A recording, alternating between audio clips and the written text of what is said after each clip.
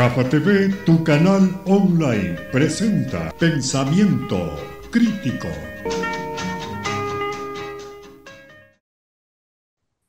Hola, bienvenidos a Pensamiento Crítico, el programa de opinión y análisis de Gafa TV Ecuador. Este día vamos a conversar sobre la situación política y económica que vive nuestro país, para lo cual tengo el gusto de saludar y agradecer al economista Alberto Acosta Espinosa, expresidente de la Asamblea Nacional Constituyente, exministro de Estado y también ex candidato a la presidencia de la República. Economista Alberto Acosta Espinosa, buenos días, muchas gracias por aceptar este diálogo. Para comenzar, hablemos del asunto de los subsidios, que estamos a pocos días de que se retire y se dé una compensación a algunos sectores del transporte. ¿Qué piensa usted de esta medida del gobierno que es, ya lo sabemos, parte de la carta de intención del Fondo Monetario Internacional? Bienvenido, Alberto. Muy buenos días. Efectivamente, estamos a pocos días de que se incrementen los precios de la gasolina extra y de la gasolina Ecopaís por recomendaciones, hablemos apropiadamente, por imposiciones del Fondo Monetario Internacional. Esta es una decisión que se inspira simplemente en reflexiones fiscales. Hay que cerrar la brecha fiscal, el déficit fiscal, a como dé lugar. Y entonces nada mejor que afectar los precios de los combustibles, aduciendo que se va a reducir el subsidio. Esto no es nada nuevo. Esta no es una medida novedosa en ningún sentido, ni siquiera cuando nos pretenden dorar la píldora cuando dicen que van a estabilizar los precios. Una y otra vez en la historia reciente del Ecuador, yo diría desde ya casi 40 años, en repetidas ocasiones se han incrementado los precios de los combustibles con una serie de argumentaciones como reducir, eliminar los subsidios, evitar que haya contrabando, simplemente por razones fiscales. Son las demandas de la caja fiscal las que imponen esta decisión. E inclusive, recuerden ustedes, en el gobierno de Lenín Moreno hubo estas bandas para los precios de los combustibles que tenían una serie de techos y un piso para impedir que haya variaciones muy forzadas. O sea, que no hay absolutamente nada nuevo en esta decisión del gobierno Daniel Noboa. Lo que sí me apena y me preocupa es que sigamos sin dar una respuesta adecuada al tema de los precios de la energía en general, porque yo sí creo, estoy convencido de que no podemos sostener esa estructura de precios que genera una serie de distorsiones. Ahora,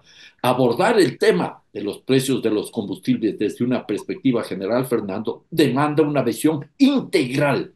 No se trata solo de conseguir recursos para reducir el déficit fiscal o tener alguna disponibilidad financiera para impulsar algunos proyectos productivos o atender demandas sociales. No es suficiente eso. Requerimos una estrategia, una política de precios que tenga una claridad estratégica, que tenga concepción social. No se puede seguir incrementando la pobreza ni golpeando duramente a los sectores medios. Tiene que tener un criterio económico productivo, porque no podemos seguir encareciendo la producción, porque cuando sube el precio de la gasolina va a subir el costo en uno de los puntos fundamentales de la cadena de producción y de comercialización, como es el transporte.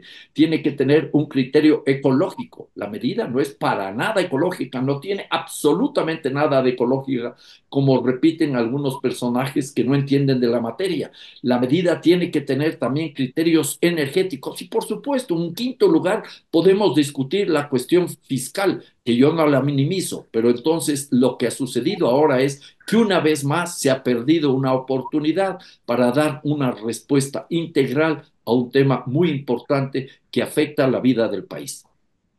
Todos los gobiernos, economista Acosta, han dicho que el subsidio no apunta a favorecer a la mayoría de ecuatorianos. Lo dijo Moreno, lo dijo Lazo. Ahora mismo el relato del presidente Noboa, a través del Banco Central, a través del Ministerio de Finanzas y otras instancias, es que apenas el 5% es beneficiario, 5% de los ecuatorianos, digo, beneficiario de este subsidio. Pero ¿cómo va a afectar ya poniéndonos en la canasta básica, poniéndonos en el bolsillo y en los estómagos de los ecuatorianos? ¿Cómo va a afectar estos 26 centavos que va a subirse a partir el último día de junio o los primeros días de julio a los ecuatorianos? 26 centavos. en la extra o en la Ecopaís, y tomando en cuenta que ya subieron 5 centavos por el IVA, y tomando en cuenta las bandas que puede subir 5% más, estaríamos hablando de más de 40, cerca de 50 centavos a la larga. Bueno, habrá que ver cuál es la evolución del precio del petróleo antes de poder anticipar cuál podría ser el futuro del precio de estas gasolinas que van a ser incrementadas desde el 1 de julio. Pero antes de eso, Fernando, me gustaría que ojalá tuviéramos la capacidad para analizar lo que significa el subsidio. Primero, si es que hay subsidio y cómo se calcula el subsidio. El hecho es real, y eso es cierto, que un precio de la gasolina como el actual termina por beneficiar a determinados grupos de la población muy reducidos. Eso es innegable, eso no se puede ocultar. Pero eliminar el subsidio va a tener un impacto muy complicado, sobre todo en los sectores populares y en las clases medias bajas. Va a tener un impacto. ¿Por qué? Porque va a ser un incremento del costo de la vida, va a haber una reducción de la capacidad de consumo que tienen las familias, y eso va a generarles problemas graves, porque muchas de las familias que tendrán que asumir el mayor costo, por ejemplo, de la gasolina, pensemos sectores de clase media que tienen un vehículo y que llevan a los chicos, a la esposa, o el esposo lleva, la esposa les lleva al esposo, los dos van al trabajo. ¿Se va a incrementar el precio de la gasolina? No ha mejorado sus ingresos salariales, y se van a encontrar entonces en la necesidad de restringir algunas de las compras que hacían normalmente. Pensemos de una familia, un ejemplo cualquiera, que consumía 2 veces a la semana pollo o carne. A lo mejor tendrán que consumir una vez a la semana. ¿Y eso qué es lo que va a provocar? Un deterioro de la calidad de vida de esa familia, pero la sumatoria de todo esto va a restringir lo que se conoce en economía como la demanda agregada. El consumo total se va a restringir, y esto va a pasar factura a una economía que está estancada ya desde hace muchos años atrás y que está en una situación deplorable con la gestión de los últimos 3 gobiernos. En este escenario, entonces, yo sí creo que es un primer punto de cómo le va a impactar a la gente. No creería que en las actuales circunstancias de una economía estancada, una economía dolarizada, se produzca un proceso inflacionario como tal. Va a haber incrementos de los precios, sí, pero tampoco va a ser un impacto inflacionario mayor porque no hay capacidad de compra. La economía está recesada, está estancada, insisto en esto una y otra vez. Adicionalmente, con el incremento del precio de estas gasolinas, van a subir los costos de transporte, y el transporte es uno de los rubros importantes en la cadena de producción, en la cadena de comercialización de muchas empresas, para muchísimos productos. Entonces, ahí va a subir también un poco los precios, ¿ya? Y eso va a ocasionar también una disminución de la capacidad de compra. Y a la postre, ¿qué es lo que vamos a tener? Una economía cada vez más estancada. Incluso se debió haber reflexionado sobre el momento en que se iba a tomar esta decisión. Luego del incremento del IVA del 12 al 15%, este es otro golpe más en una economía que no despega, que no crece. Y no nos olvidemos, Fernando, que el propio Fondo Monetario Internacional reconoció que este año el Ecuador no va a crecer. Entonces, las condiciones están dadas para seguir con una economía recesada, sin mayor actividad, y eso a la postre generará problemas a los sectores populares, podrá haber un mayor desempleo, y todo seguirá alimentando un escenario favorable para el funcionamiento del crimen organizado y de la delincuencia común.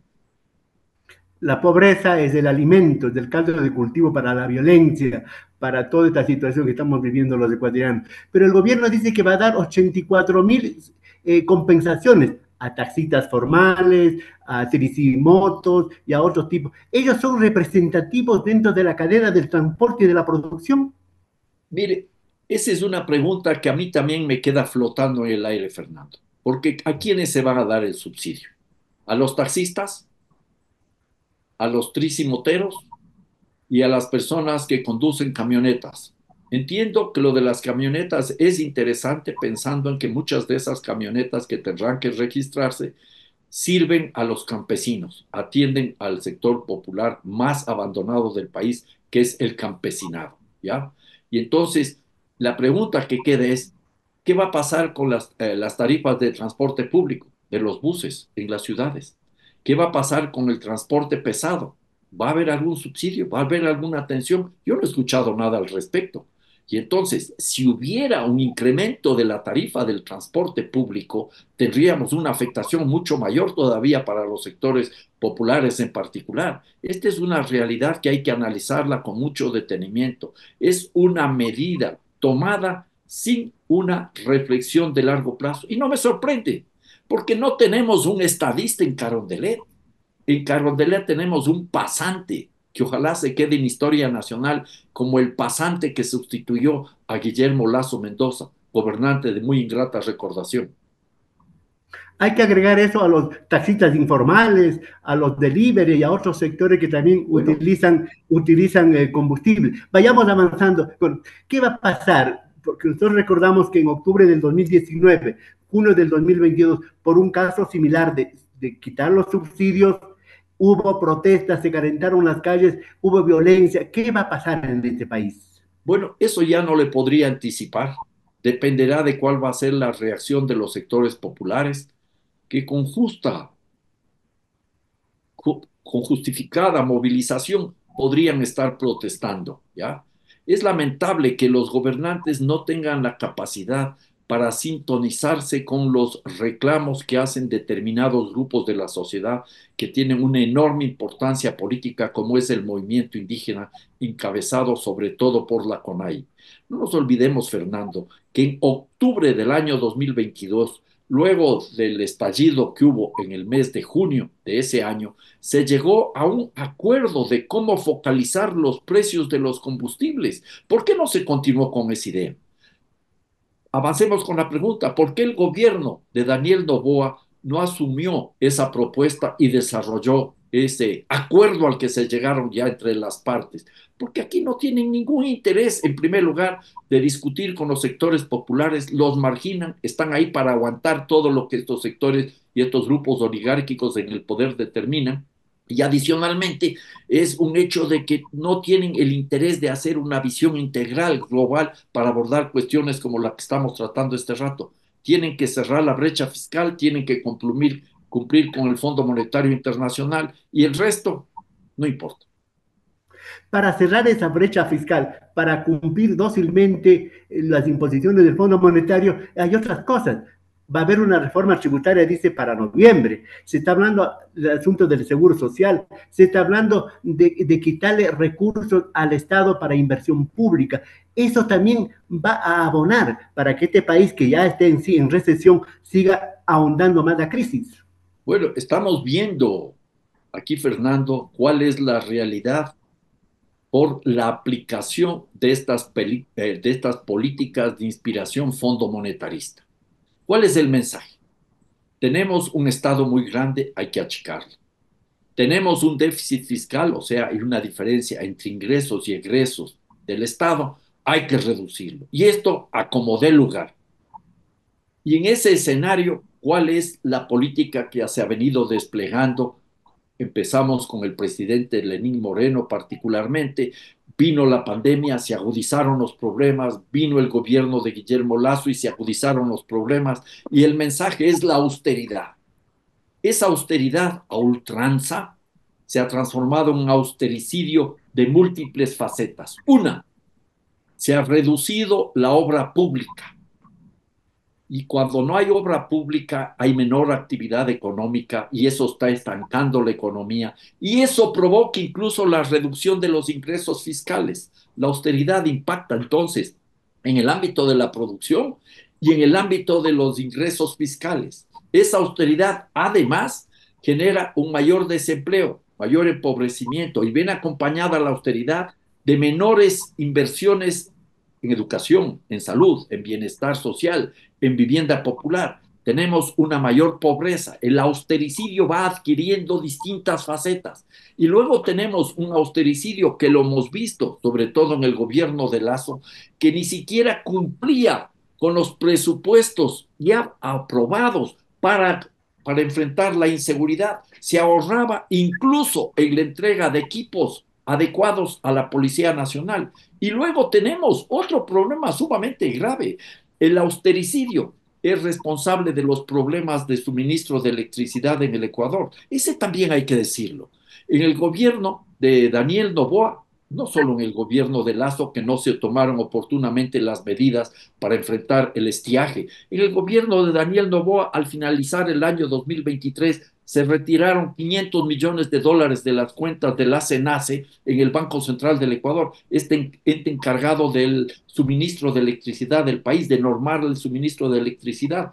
Y después dicen, con los apagones recientes, que no ha habido mantenimiento. Claro que va a haber mantenimiento si no le dan los recursos suficientes a la SELEC, a la Empresa Eléctrica Nacional. Y adicionalmente, acabamos de enterarnos que estamos cumpliendo ya 6 meses de la gestión del presidente Daniel Noboa y no se ha gastado la plata que estaba presupuestada para el sector eléctrico. Son unos irresponsables y además son unos corruptos porque lo que están buscando es generar las condiciones para forzar las privatizaciones en el sector eléctrico.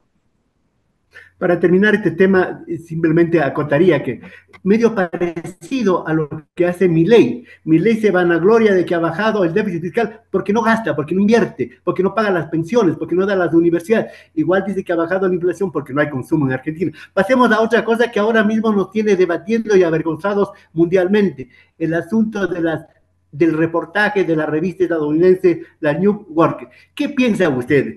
Como Bueno, ecuatoriano, como es candidato, ¿quién es el presidente Noboa cuando invita a un periodista y le conversa un montón de cosas y ahora no quiere que le digan lo que dijo?